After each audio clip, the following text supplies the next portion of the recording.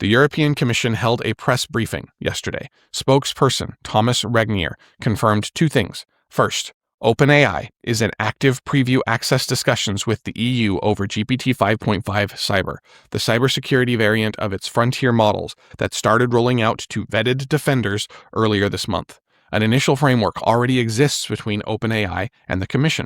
Second confirmation, Anthropic and the EU are also talking about Mythos, Anthropic's restructured cyber model, but Regnier said that those talks are at a different stage. Anthropic has not yet granted EU regulators preview access. A month after restricted release, Brussels still hasn't seen Mythos. The EU is the first major regulator outside the US and the UK to engage either lab on a concrete preview pathway for a too dangerous to release cyber models. The architecture that this dissolves is the one in place for the last 5 years. Frontier capability release has run on a discretionary access architecture.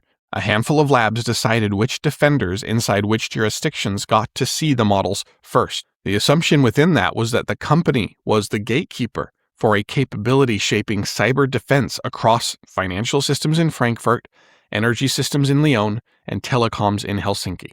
Bilateral relationships between a lab and a few select major power regulators were treated as a sufficient review function for the rest of the world.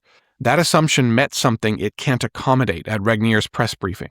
Stitch it together with the Five Eyes Joint Agentic AI Guidance, the Bank of England's emergency coordination, the IMF's spring meetings forcing labs to talk to finance ministries, and what comes into focus is a multi-continent verification layer being built for frontier cyber capability.